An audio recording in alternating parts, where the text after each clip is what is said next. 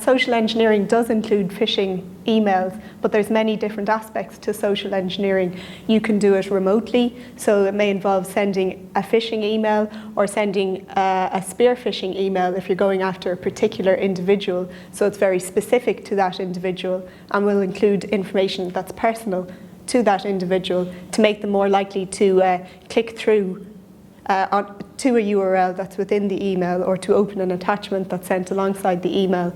But there's other different remote forms of social engineering as well. You can try social engineering over the phone, try and elicit people's usernames and passwords, for example.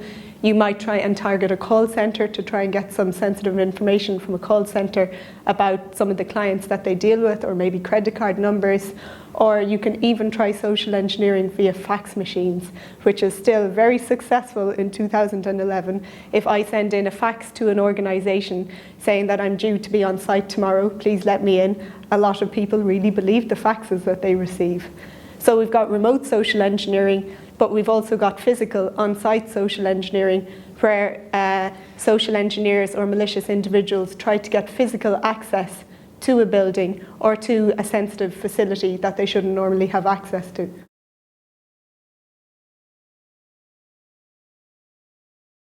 You talk about 15 or 10 years ago, but social engineering dates back hundreds, if not thousands of years to the beginning of mankind. And if you look at one particular attack, for example, the Nigerian 419 attacks that we get nearly every single day these days via our email.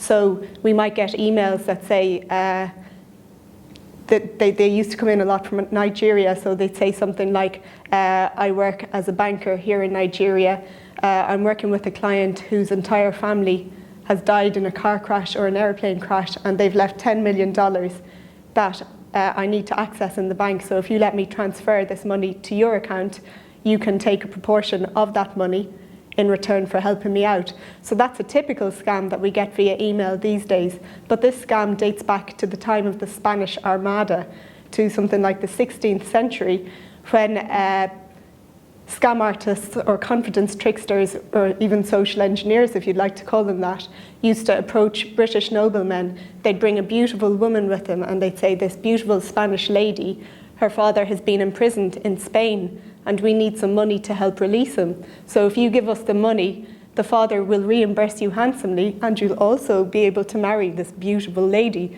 So they'd take the money and they'd run. We get this time and time again throughout history.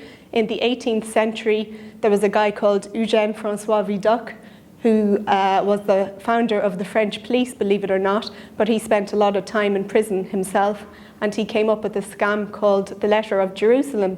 So he would send a letter from prison to French aristocrats saying, I work as the valet de chambre to a marquis, and we've lost one of our caskets containing lots of treasures. You need to give me some money so that I can help find those treasures, and then I will reimburse you handsomely once again. So we've seen throughout history, time and time again, they've come in via the postal system since about the 1950s. We've seen the scam happen via fax machine, once again via telex. Now, for about the past 10 years, we've seen it come in via email, but more recently it happens via social networks, which is huge for social engineering. So we might be contacted through somebody on social networks, typically a friend whose account has been hijacked, and we get a message saying, I'm travelling to London, sorry I didn't tell you I was travelling to London, but while I was there I was mugged and they took my credit card, and now you need to lend me some money so I can help to pay my hotel bills and get a return flight to come home again. So it's the same technique we've seen time and time again throughout history, and it changes with technology, and it will always change with technology, and it'll always work on a certain number of people.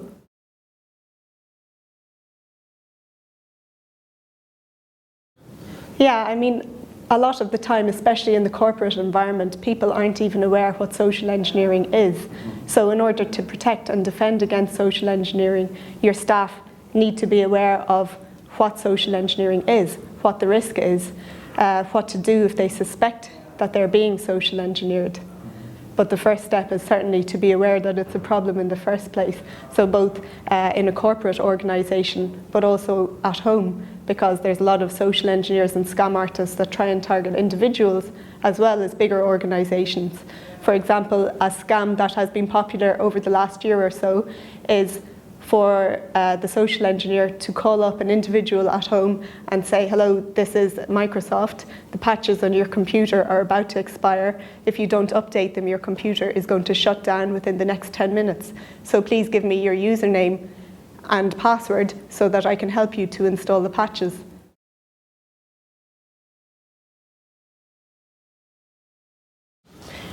Yeah, absolutely. And when it comes to things like phishing attacks or other kinds of scam emails, we often get updates from our banks that say you should never reveal your username and password to people. As a bank or as an official organisation, we will never ask you for this information. So they do try to make people aware of this. Mm-hmm.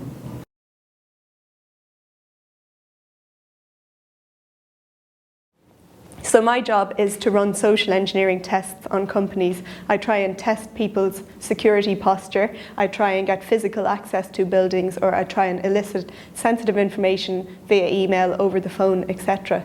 And one particular job that I did involved trying to get physical access into a building. So the first place we start when we're doing a social engineering test is to try and collect as much information about the company as you possibly can.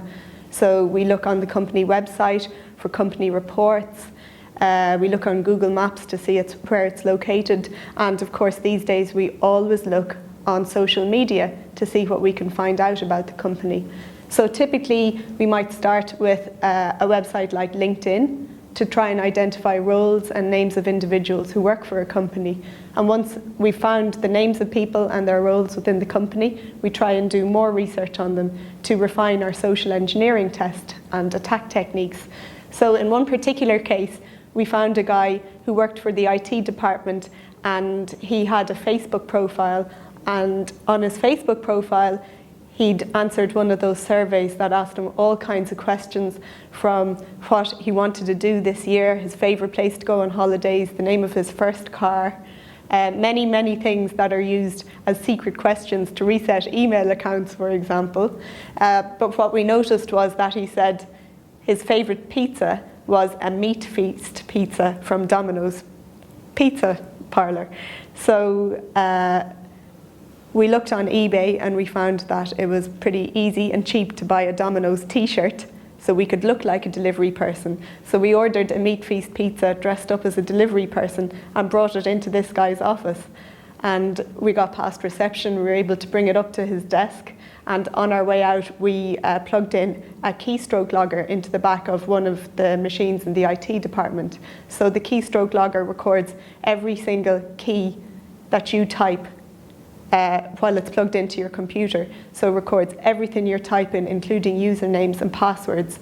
So we were able to retrieve the keystroke logger at a later date, look through all the information, and we found usernames and passwords, as well as credit card information, I think, in this case, and lots of really sensitive information that this guy had been typing into his computer.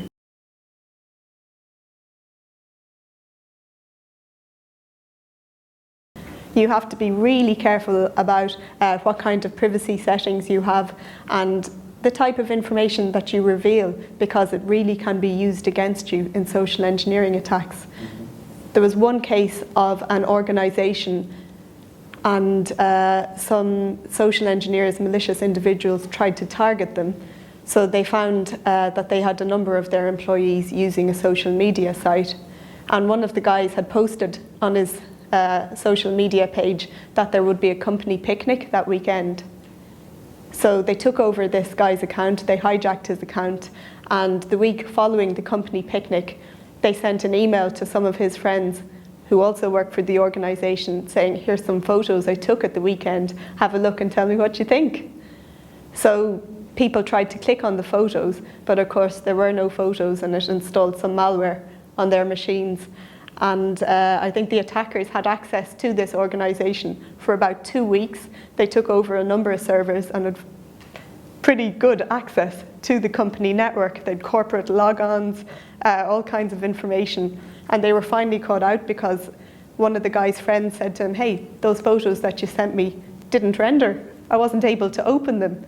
And he thought, I didn't send any photos. He realised something was up and reported it to the IT security department.